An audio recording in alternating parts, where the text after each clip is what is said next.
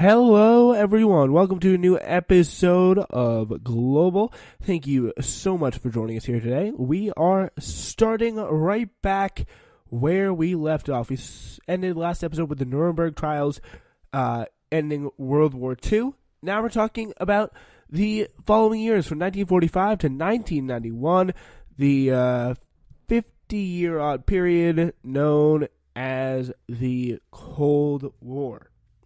Yeah, the Cold War was a 50-year struggle between the United States, which was a democratic nation, and the Soviet Union, which was a communist nation after World War II. It's called the Cold War because the United States and the Soviet Union never directly fought each other, but were engaged in various hostilities throughout the year.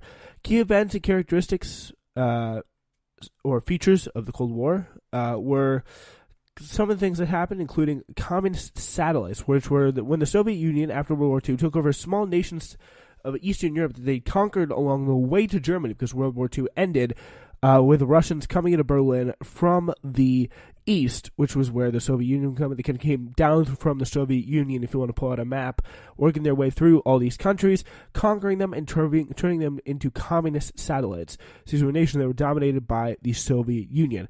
The Iron Curtain was a term used by Winston Churchill originally to describe the imaginary lines dividing the democratic countries of Western Europe from the communist countries of Eastern Europe, and those kind of communist satellites as buffer states, the borders of the communist satellites, and intersecting with like West Germany, Belgium, countries on that, or kind of on the border. They kind of made up the Iron Curtain there. So containment was the policy used by the United States in which it attempted to stop the spread of communism.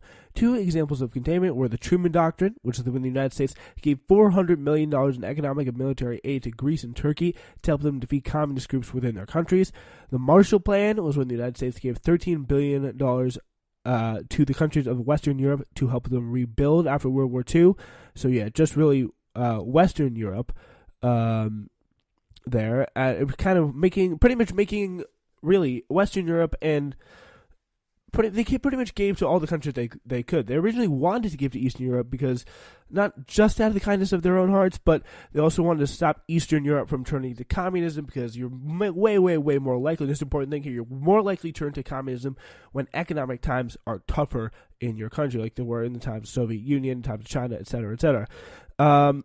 So this aid here by the Marshall Plan kind of stopped, or at least tried to, at least in Western Europe, stop countries from possibly getting caught up in the red wave sweeping over Eastern Europe.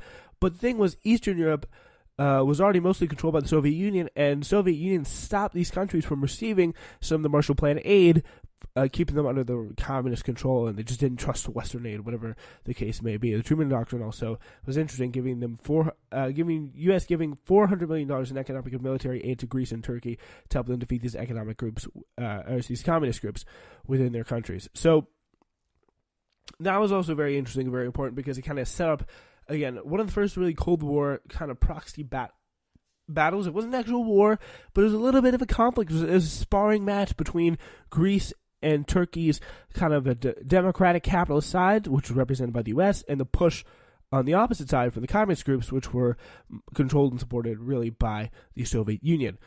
While this was kind of happening, there was a crisis developing in Germany, where after World War II, Germany was divided into two nations. West Germany became a democratic nation, kind of on the model of the United States, and East Germany became a communist nation controlled by the Soviet Union. The Berlin Wall was a concrete wall built by the communists around the city of West Berlin to prevent people from East Germany from fleeing into West Germany, because life in West Germany was way, way better. So people wanted to get out there, and just overnight, a fence came up. Families were separated 20 years before they were ever seen again. It was really an incredible situation that took place. Just absolutely, with the snap of a finger, overnight, the fence came up, and then a wall was built. Then there's, I think it was like a moat dug or something, like snipers at it. It just got so militarized by the end of the standoff. This kind of led to the Berlin airlift, where the United States, Britain, and France flew supplies to the people of West Berlin after Stalin set up a blockade there, because he wanted, obviously, West Berlin for himself. And the thing is, Stalin kind of had the advantage, because Berlin was in the eastern part of Germany. It was under communist control, and West Berlin was also Berlin. Sorry, the city of Berlin. Picture this, the city, because this kind of can be a little bit confusing for some people to understand. So you've got Germany, and then you got down the line West Germany, East Germany. West Germany was the United States. East Germany was Soviet Russia controlled. And then inside the eastern part of Germany was controlled by Soviet Russia. This the communist region, deep red area, was Berlin, which was also divided into a western and eastern part controlled by the West and United States and Soviet Union, all that stuff. United States, Great Britain, and then the East, you had Soviet Union. That's where the Berlin Wall was in between East and West Berlin, in the Soviet part of Germany, which is East Germany. So eventually, as things kind of heated up there, Stalin, because he had more resources, West Germany was just kind of a little dot in a deep red Soviet territory. Stalin thought he'd be able to blockade all of Berlin and try to get it for himself, which was a big military and strategic prize. But the Allies, really, U.S., Britain, and France, flew in supplies to the people of West Berlin after Stalin set up that blockade, which I'm sure the people of West Berlin really appreciated. Military alliances, new ones were formed. Both the United States and the Soviet Union formed their own military alliances in order to prepare for a possible war. The first was NATO, which is the United States one, North Atlantic Treaty Organization, still around today. This was a military alliance between the United States, Canada, and the democratic nations of Western Europe. The nations of this alliance agreed that an attack on one nation was an attack on all of the alliance, and this kind of helped them out. The Warsaw Pact was also a military alliance between the Soviet Union and other communist nations of Eastern Europe, kind of set up in reaction to NATO, because really the Soviet Union felt threatened by all these kind of countries ganging up on the Soviet Union and saying, look, guys, this is making us a little uncomfortable here. So while this was all happening, the Hungarian Revolution of 1956 broke out, when Hungary, a communist satellite controlled by the Soviet Union, tried to break away from Soviet control, establish its own government. The Soviet Union sent an army and repressed the rebellion, ending it before it really ever began. The United States and the Soviet Union competed to build up the largest supply of nuclear weapons throughout this entire period, which led to nuclear brinksmanship, kind of the policy of just going all the way to the edge of war, but not really getting into war. And there were definitely some close calls throughout that time period.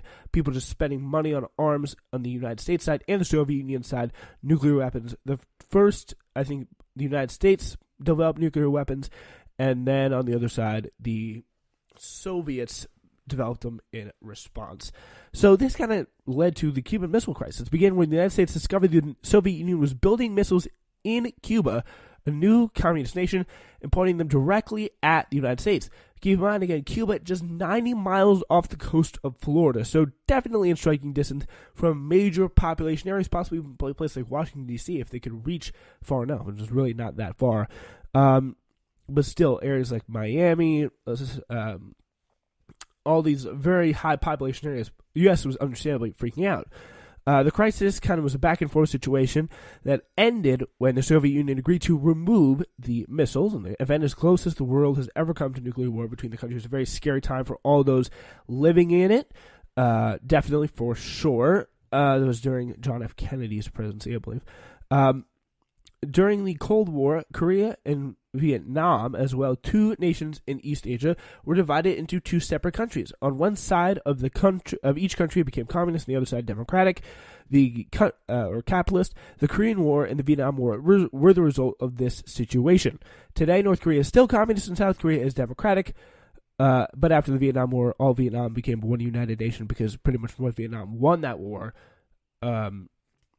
And they became one. They became one kind of united nation there into one because they won the war. The Korean War was kind of just a draw that we still know today. Obviously, those are really the first two proxy wars. The biggest proxy, I think, the only proxy wars that took place in the Cold War period, where you had U.S.-backed forces and USSR-backed forces fighting it out for the control of these major strategic areas at the time.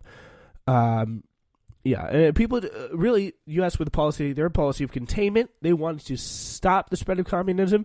USSR, they wanted to spread communism as much as they humanly possibly could. So those two opposing interests were really at odds with each other.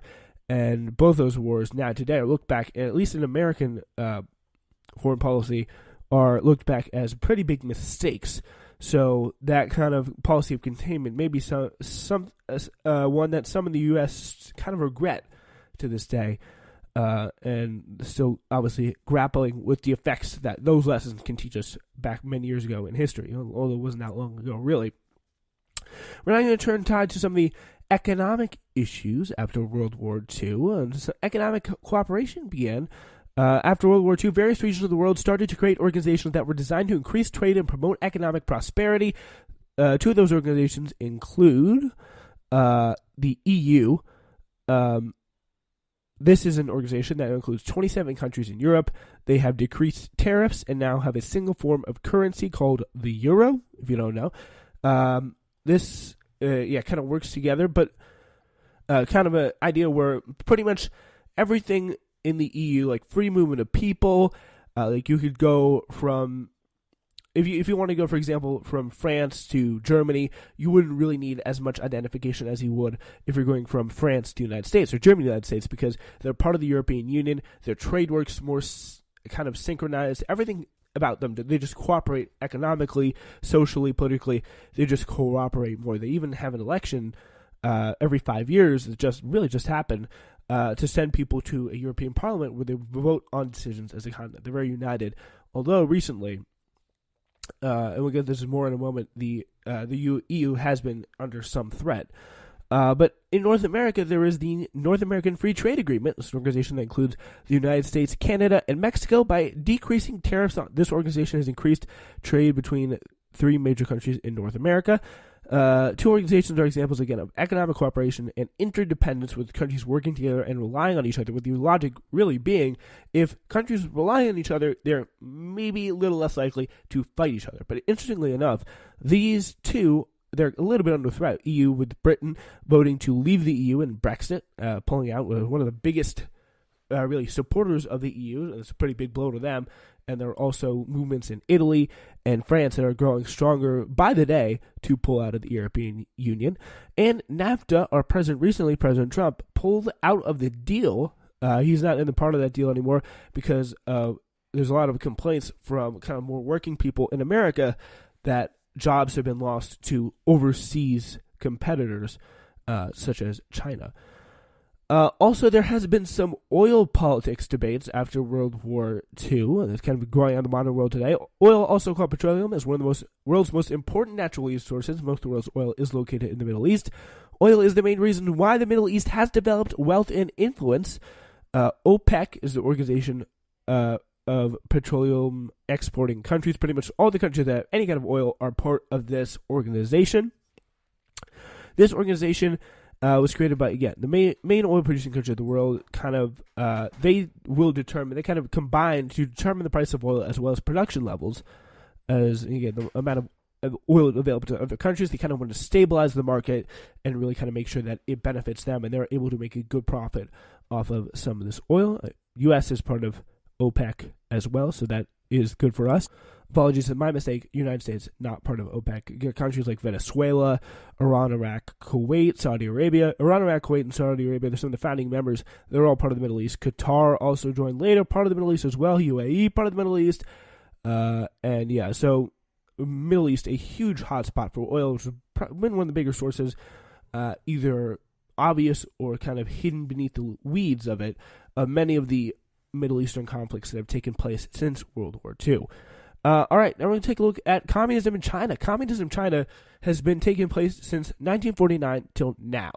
And after 22 years of civil war within China, China became the second country in the world, after the Soviet Union, of course, to adopt communism. Mao Zedong was the figurehead of Chinese communism. He was the first communist dictator of China.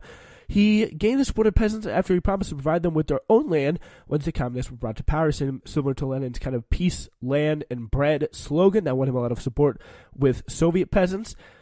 He initiated the Great Leap Forward, which many call a great leap backward. This was the attempt by Mao to modernize industrial and agricultural production to China. Peasants in China were forced to move